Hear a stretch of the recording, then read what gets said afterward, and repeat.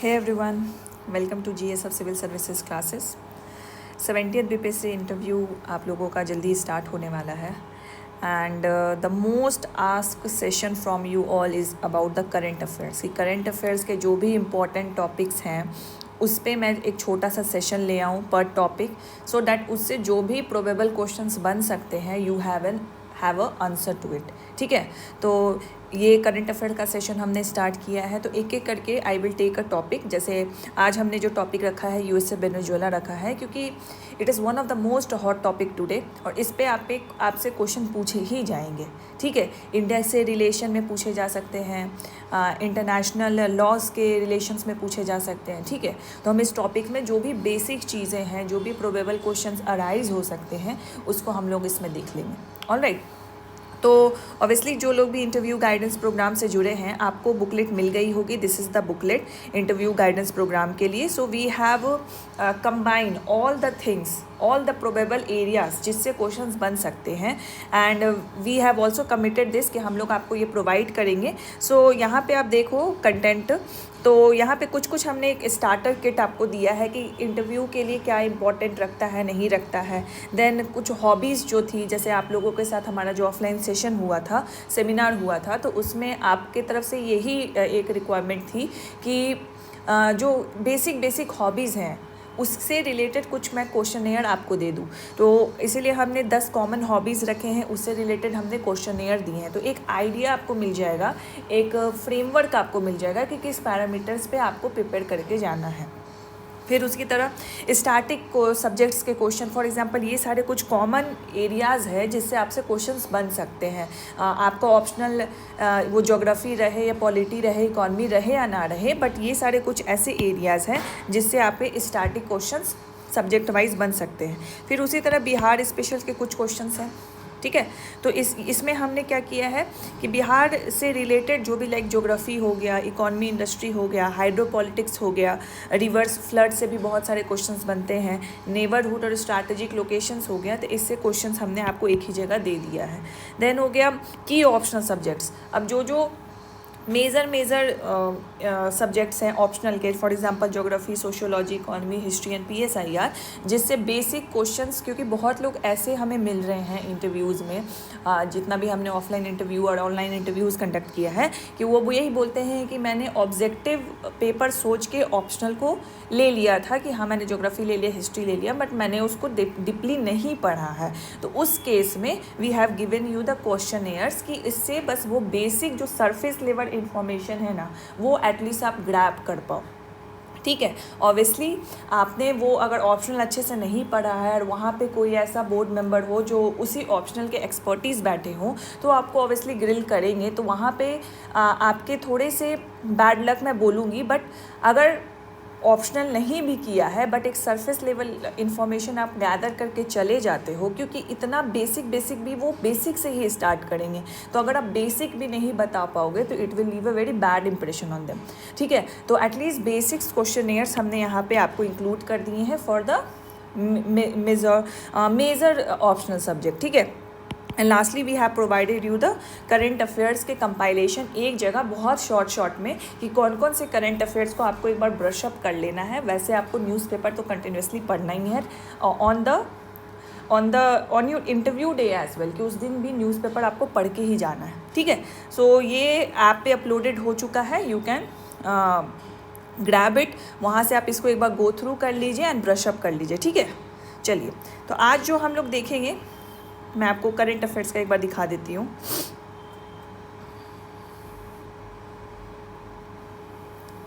सो ये मैं जो भी स्क्रॉल कर रही हूँ, these are all the current affairs. बहुत छोटा में दिया है, लाइक हमने 5-6 लाइन में आपको वो ब्रीफिंग दे दी है, क्योंकि इंटरव्यू में आपके पास बहुत लिमिटेड ही टाइम रहेगा. I know this is taking in the 2 phases, but considering the number of students आपका 15 मिनट से ज़्यादा नहीं हो सकता, 15 मिनट से ज़्यादा नहीं ले पाएंगे वो. ठीक है, तो यहाँ पे देखो, ये पहली बार हो रहा है कि वो 2 phases में कर रहे हैं. नंबर बहुत ज़्यादा है, लेकिन 2 phases में करने के बाद भी वो आपको ज़्यादा टाइम, आप सोचोगे 30-30 मिनट तक चलेगा, तो आई डोंट थिंक सो कि 30-30 मिनट तक चलने वाला है. ठीक है। So these are all the current affairs that you have to go through, brush up एक बार आप कर लीजिएगा। 100 हमने एक टॉपिक दिए हैं और बहुत छोटा छोटा में उसको हमने सफाइज किया है। तो कुछ कुछ बहुत ही हॉट टॉपिक हैं, कुछ कुछ उतने नहीं हैं, बट अगर आपका एरिया, आपका ऑप्शनल ग्रेजुएशन उस स्ट्रीम से पकड़ता है तो वो हॉट टॉपिक, वो न्यूज़ वाले टॉपिक आपसे पूछे जा सकते हैं। एंड कुछ कुछ ऐसे हॉट टॉपिक है वो across all the optional, all the graduation subject वो बनेंगे ही बनेंगे। उसमें से एक टॉपिक है यूएसए एंड वेनेजुएला का जो कन्फ्लिक्ट चल रहा है, वेनेजुएला पे जो क्राइसिस चल रहा है उसका है। ठीक है, तो चलिए इसको हम लोग कवर कर लेते हैं। बहुत ही ब्रीफली हमको इसको कवर करना है। तो ऑब्वियसली आपको पता ही होगा कि यूएसए ने वेनेजुएला पे अटैक कर दिया। तो वेनेजुएला पे अटैक करके जो वहाँ के प्रेसिडेंट हैं उन्होंने गिरफ्त कर लिया। ठीक है, और एक किस ऑपरेशन के तहत किया, वो ऑपरेशन का नाम है ऑपरेशन एब्सोल्यूट रिजॉल्व। ठीक है, ऑपरेशन एब्सोल्यूट रिजॉल्व। वेनेजुएला जो है उससे एक वाटर बॉडीज कनेक्ट करती है, उसके बॉर्डर में एक वाटर बॉडी मैरीटाइम बाउंड्री है उसका। तो वो मैरीटाइम बाउंड्री किससे करती है, कैरेबियन सी से करती है। ऐसे आपसे फैक्चुअल पूछ सकता है कि वेनेजुएला से एक वाटर बाउंड्री, उसका मैरीटाइम बाउंड्री किससे होता है, तो कैरेबियन सी से होता है। कैपिटल क्या है इसका, कैराकास। ठीक है, कैपिटल क्या है, कैराकास। अब आप बोलोगे, आपसे पूछा जाएगा कि यूएसए ने एक्चुअली वेनेजुएला पे अटैक क्यों किया। तो यूएसए के जो रीजंस हैं वो आपको पता होने चाहिए, किस लिए अटैक किया। यूएसए का रीज़न ये था कि जो वेनेजुएला है वो जो है ड्रग ट्रैफिकिंग नेटवर्क को प्रोमोट करता है।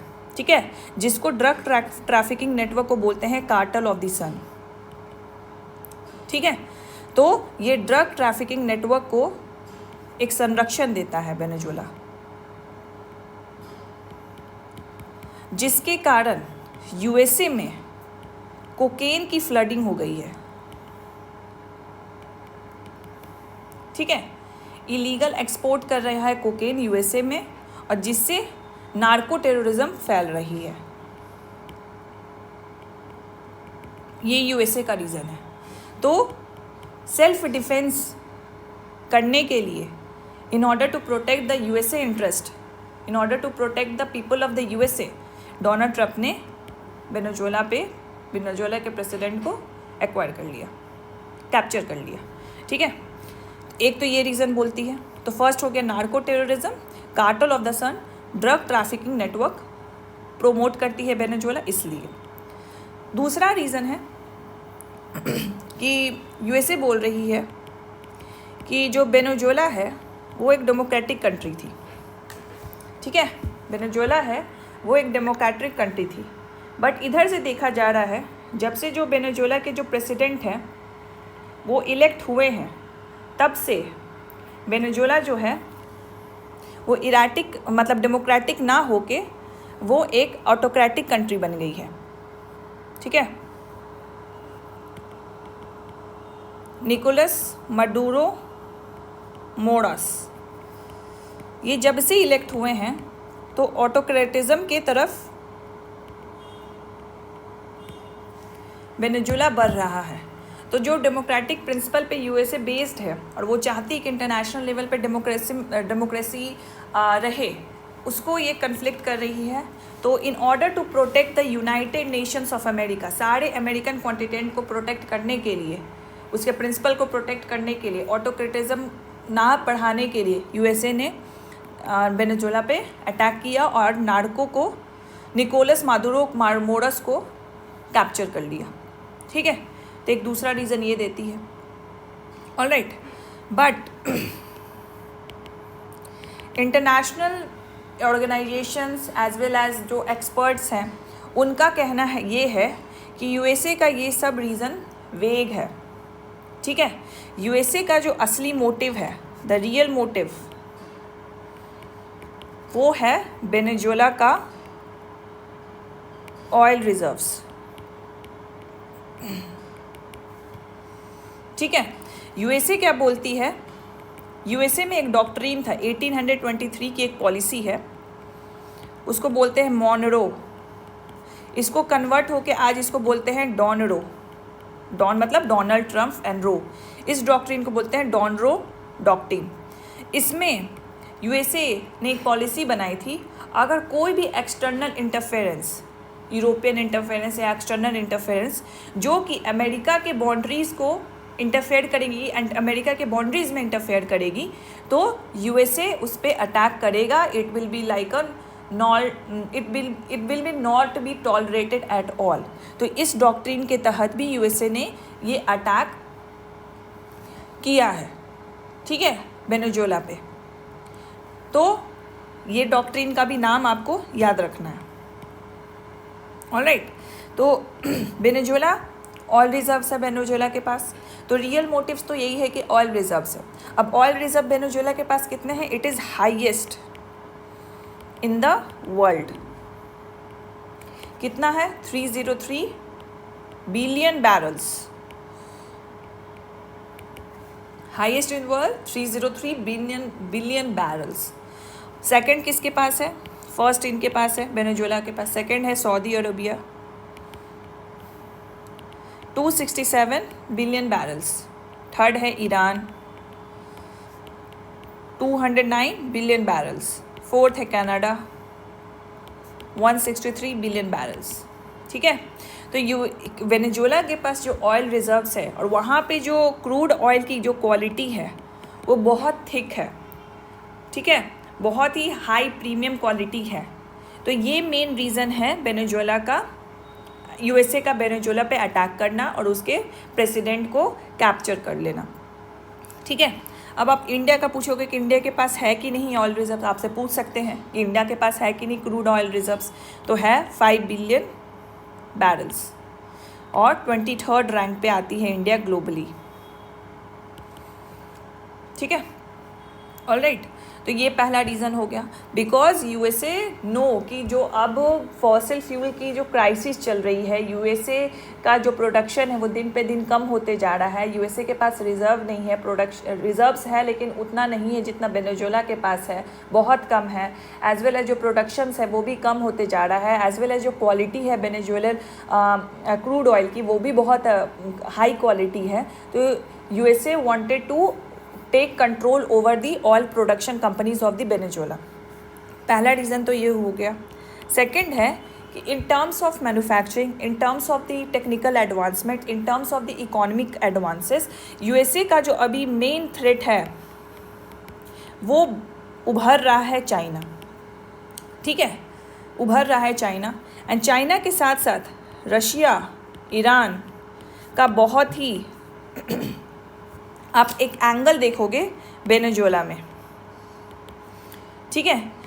चाइना जो है $60 बिलियन लोन देता आया है वेनेजुएला को सिंस 2010 से ही, ठीक है। और जो 80% वेनेजुएलन ऑयल का परचेज जो करता है वो चाइना करता है। तो चाइना की डिपेंडेंसी वेनेजुएला में बहुत है। और ऑब्वियसली यू नो कि चाइना जो है दैट पॉलिसी अपनाता है, मतलब प्रीडेंटरी लेंडिंग करता है कि आपको परमानेंट बॉरोवर ही बना देगा, आप बहुत ज़्यादा परमानेंट डिपेंडेंट रहोगे चाइना पे। तो ये एक्सटर्नल इंटरफेरेंस को रोकने के लिए भी डॉनरो प्रिंसिपल अब जिसको कहा जा रहा है, उसके तहत भी यूएसए ने वेनेजुएला पे अटैक किया है, ठीक है।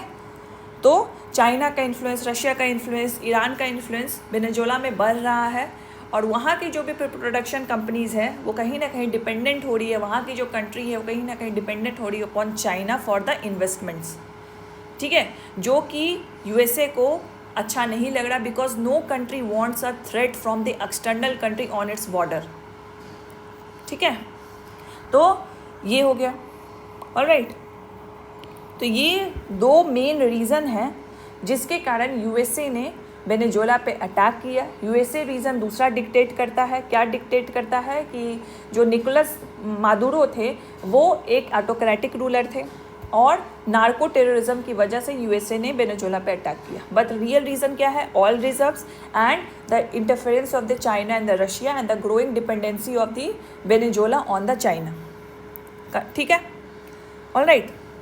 अब जब यूएसए ने वेनेजुएला पे जो ऑपरेशन चलाया, ऑपरेशन एब्सोल्यूट रिजल्ट, तो इसमें एक बहुत इंपॉर्टेंट कंट्री है क्यूबा। क्यूबा का भी रिलेशन आपको यूएसए के साथ देख लेना है, क्योंकि वहाँ पे भी कुछ ना कुछ कन्फ्लिक्ट्स है। तो क्यूबा ही एक ऐसी कंट्री उभर के आई जिसने मिलिट्री सपोर्ट दिया वेनेजुएला को, एंड क्यूबा के बहुत सारे मिलिट्री पर्सनल्स की डेथ भी हो गई। तो आपसे पूछ सकते हैं कि कौन सी ऐसी कंट्री थी जिसने वेनेजुएला का साथ दिया when USA was planning and operating the operation absolute reserve, ठीक है। एंड क्यूबा के साथ भी आपको रिलेशंस को एक बार देख लेना है, ऑलराइट। अब एक नेक्स्ट क्वेश्चन आता है कि ऐसे तो कोई भी पावरफुल कंट्री, कोई भी जो लेस पावरफुल कंट्रीज है उस पर अटैक कर देगी, तो हमारी जो इंटरनेशनल ऑर्गेनाइजेशन है वो हाथ पे हाथ रख के बैठी रहेगी क्या? कुछ तो होगा वहाँ पे, कुछ तो कोई ऐसा रूल रेगुलेशन होगा जिसके तहत सारी कंट्रीज बाउंडेड है। तो आपको यहाँ पे बताना है कि यूनाइटेड नेशन की आर्टिकल 2 क्लॉज 4 में there should not be a law of jungle. कोई भी पावरफुल कंट्री छोटे कंट्रीज़ के टेरिटोरियल इंटरफेरेंस नहीं कर सकती है, ठीक है, टेरिटोरियल इंटरफेरेंस नहीं कर सकती है। बट यूएसए ने यहाँ इसको वायलेट कर दिया। वायलेट कैसे किया?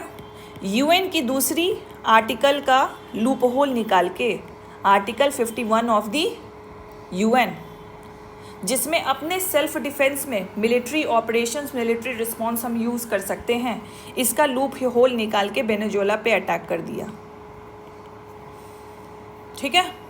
अब यहीं पे you have to prepare the UN कि यूएन डिसफंक्शनल हो चुका है, यूएन की सक्सेस क्या है, यूएन अभी कहाँ कहाँ काम कर रहा है, इस जगह पे यूएन क्या कर सकता था, ठीक है।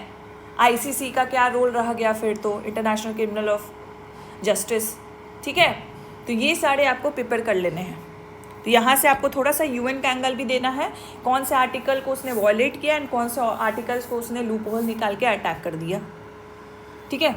अब आते हैं कि ऑब्वियसली कोई भी इंटरनेशनल रिलेशंस और डिप्लोमेटिक रिलेशंस हम पढ़ते हैं वो इंडिया के संदर्भ में पढ़ेंगे। तो इंडिया पे क्या इम्पैक्ट पड़ेगा, what should be the impact on India, and India का क्या रिएक्शन रहा when USA attack on Venezuela. तो ऑब्वियसली इंडिया का जो हमेशा से एक डिप्लोमेटिक रिएक्शन रहा है कि जो इंडिया जो है हमेशा वहाँ के जो पॉपुलेशन है एक ह्यूमैनिटेरियन एंगल रखती है कि वहाँ के पॉपुलेशन पे, वहाँ के जनता पे आँच ना आए, वहाँ के वायलेंस को हमेशा काउंटर करती है, no tolerance against the use of the violence और द मिलिट्री एक्शंस। एंड साथ साथ इट हैज़ रिकमेंडेड कि डायलॉग पीस होना चाहिए, डायलॉग टॉक्स होना चाहिए over the military intervention. But fully हमने यूएसए को क्रिटिसाइज़ नहीं किया है कंसिडरिंग आवर ओन इंटरेस्ट्स, ठीक है। और इंडिया जो है यूएनजीसी विदेश कंपनी है इंडिया की, उसने इन्वेस्टमेंट कर रखे हैं oil producing companies of Venezuela, जैसे कि कंपनी है सैन क्रिस्टोबल और कैराबोबो, ये वहाँ की ऑयल प्रोड्यूसिंग कंपनी है। वहाँ पे इनके इन्वेस्टमेंट है लाइक 40%, 10%, 11%, इस तरीके से इन्वेस्टमेंट है वहाँ पे। तो ये जो इन्वेस्टमेंट थी ये डिस्ट्रप्टेड थी, मतलब कोई आउटपुट हमें नहीं मिल रहा था। तो ऐसा बोला जा रहा है कि जब जस्ट बिकॉज यूएसए ने कंट्रोल कर लिया है वेनेजुएला को, तो ये सारी कंट्रीज़ अब रिवाइव होगी और ये जो डिस्ट्रप्टेड थी प्रोडक्शंस वहाँ पे, जो इन्वेस्टमेंट वहाँ पे पड़ी हुई थी वो कंटिन्यूस नहीं थी, ये फिर से रिवाइव होगी।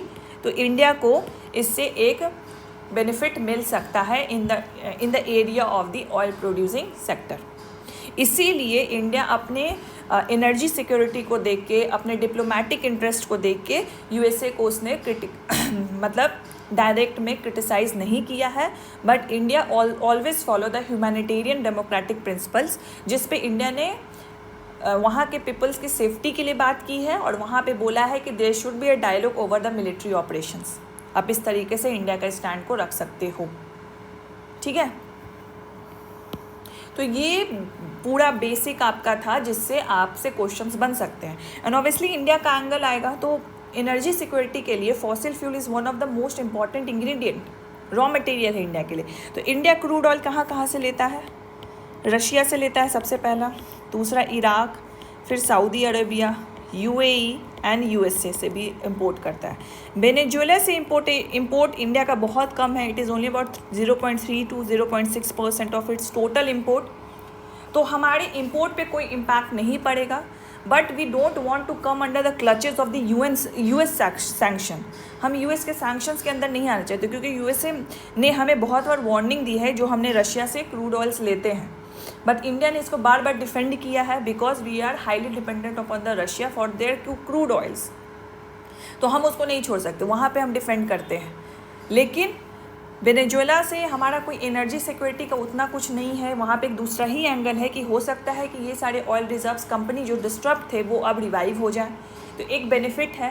एज वेल एज अपने डेमोक्रेटिक इंटरेस्ट को हम मल्टीलैटरलिज्म फॉलो करते हैं, बट इंडिया जो है ह्यूमैनिटेरियन प्रिंसिपल्स को फॉलो करता है और ऑलवेज प्रे करता है, ऑलवेज रिकमेंड करता है कि हम पीपल की safety as well as dialogue cooperations पे ज़्यादा फोकस करें in the terms of the violence और in comparison to the violence और any kind of the military operation. इस तरीके से आप बैलेंस आंसर पुट अप कर सकते हो, ठीक है। आई होप मेजर जो मोस्ट इंपॉर्टेंट प्रोबेबल क्वेश्चन है जो इंडिया, यूएसए और वेनेजुएला से आपसे क्वेश्चंस पूछ सकते हैं वो मैंने कवर किया है, ठीक है। थोड़ा बहुत आपको और भी कंटेंट आपको बुकलेट से मिल जाएगा एंड टॉपिक लिस्ट आपको मिल जाएगी। इसी तरह मैं सारे हॉट टॉपिक्स का आपको कवर करवा दूंगी, डोंट वरी, ठीक है। ठीक है, thank you so much for watching. आपको बुकलेट्स ऐप पे देख लीजिएगा, वहाँ पे अपलोडेड होगा। ओके।